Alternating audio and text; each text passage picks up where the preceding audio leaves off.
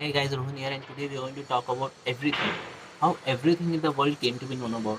When you think about it, the answer lies in science, mathematics, and biology because that's what we are learning and that's how you're exploring all the everything. When you think about your compositions, you're just made of carbon, hydrogen, oxygen, all the things, and it's just a juggling of things. If you take C and O2 and you mix it is carbon dioxide, not good for yourself.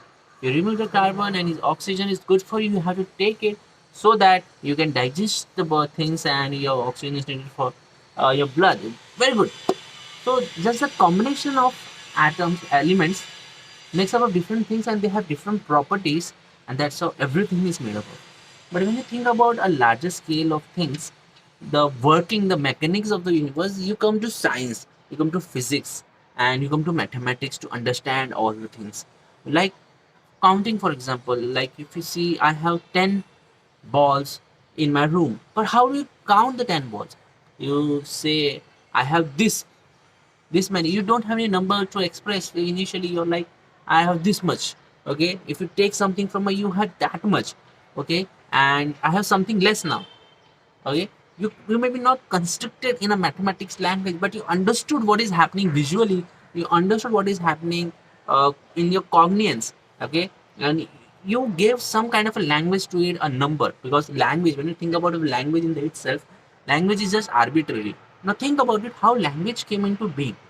Like two people, like if you see an animal like a dog is barking wow wow wow, and it doesn't make any sense that a simple 5 to 6 sounds from an animal to other animal, and how are they communicate everything, we don't know, for example. But let's assume for us humans, initially we might have no language, no sound, you can just make a random sound, whatever. Now you and me are sitting in front of each other, and if you want to talk, okay, we don't have any language as such, but we can understand some things, but there's no proper structure to it. So how does language came to be about? Now I will give an example of one thing, and you can make things over the evolution, and there will be like a language at the end of it. Now if I see a food over there like a banana, you have a banana, I want a banana, I will be okay, and you don't know what is so you throw a stone at me. Okay, so I do again do okay, and you see, okay, what it is, you have a stick with you, you give the stick. Okay, no, nothing is working. I asked you to then you take the banana and give it to me, and then stop doing and eat the banana and I'm happy and leave. Now, in the transactions, what we did, like we established that is a sound, give me a banana. So next time when I come to you and if we have a banana, I do give me a banana. That's it. Language is developed. And if you want to further it, I do, if you have apple, I do 4 times. And you try all the mechanism, you give me apple and I am satisfied. We have developed a language, and we can, over the evolution of the human beings, everything and anything has been constructed. But science and mathematics and biology is not something you derive, you made. It's just there. Okay, elements exist in the nature and the combination is there, and we are just made of it.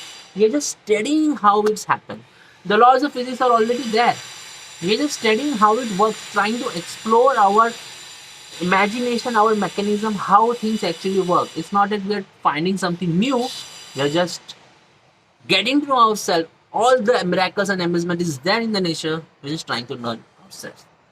So if you think about everything, the answer lies in everything, but maybe we don't have the scope, the ability, and the understanding to understand everything.